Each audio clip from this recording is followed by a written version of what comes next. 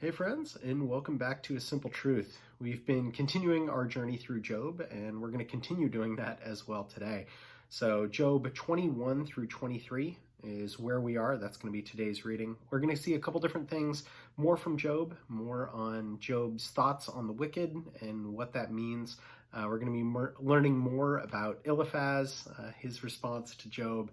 And then in chapter 23, there's a couple verses, and we're going to read obviously the whole chapter, but there's a couple verses that's really interesting, and that is, verse 16 and 17. So obviously be reading and listening to that whole chapter, but there's some really interesting stuff that Job talks to that I think is, or can be, indicative of, I think, how we as Christians tend to live our lives and who we tend to blame for our situations.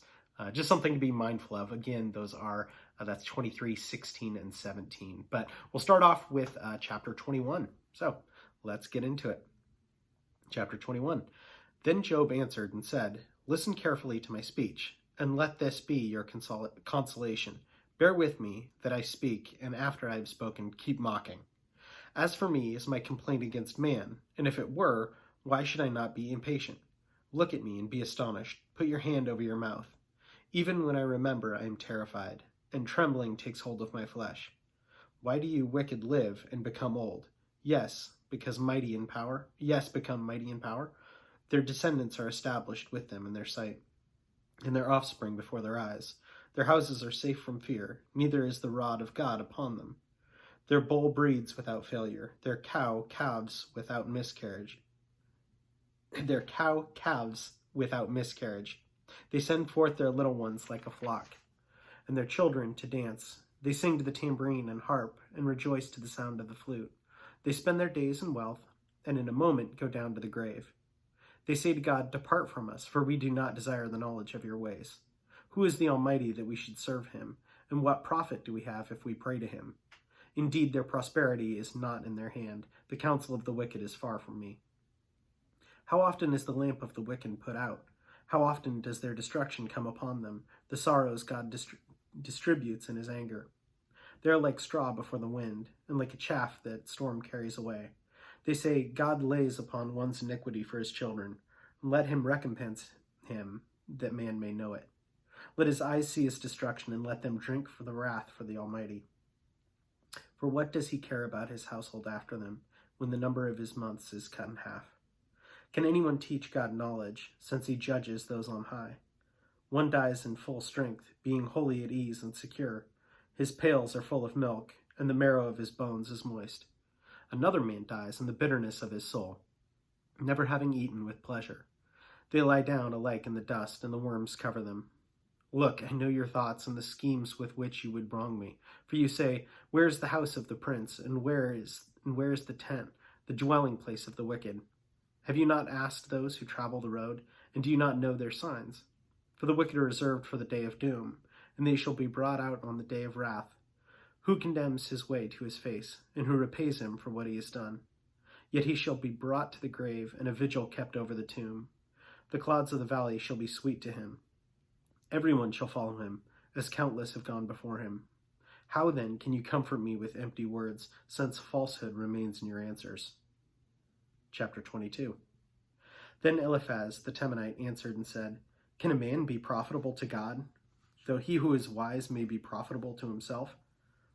Is it any pleasure of the Almighty that you are righteous, or is it gain to him that you make your ways blameless?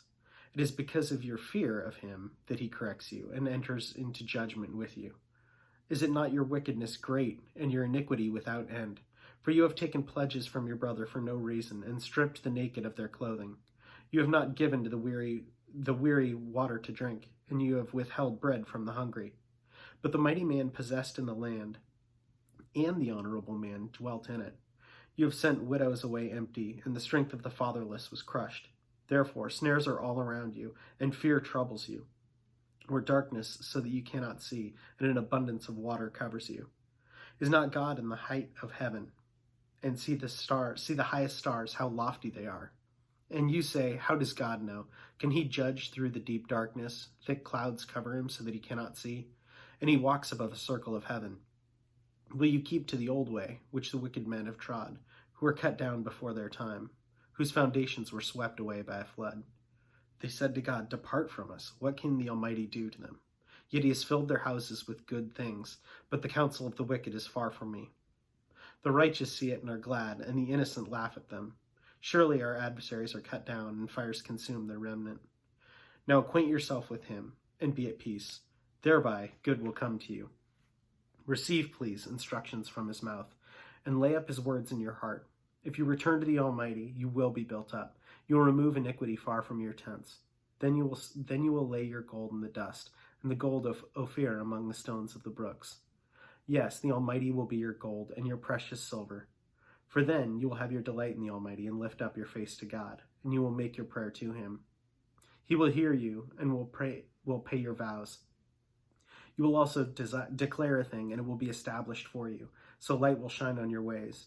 When they cast you down and you say, exaltation will come, then he will save the humble person. He will even deliver one who is not innocent. Yes, he will be delivered by the purity of your hands. Chapter 23. Then Job answered and said, even today my complaint is bitter. My hand is listless because of my groaning. Oh, that I knew where I might find him, that I might come to his seat. I would present my case before him and fill my mouth with arguments. I would know the words which he would answer me, and understand what he would say to me. Would he contend with me in his great power? No, but he would take note of me. There, the upright could reason with him, and I would be delivered forever from my judge. Look, I go forward, but he is not there, and backward, but I cannot perceive him. When he works on the left hand, I cannot behold him, and when he turns to the right hand, I cannot see him. But he knows the way I take.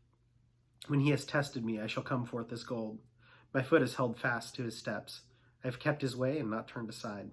I have not departed from the commandment of his lips. I have treasured the words of his mouth more than necessary food. But he is unique, and who can make him change? And whatever his soul desires, that he does.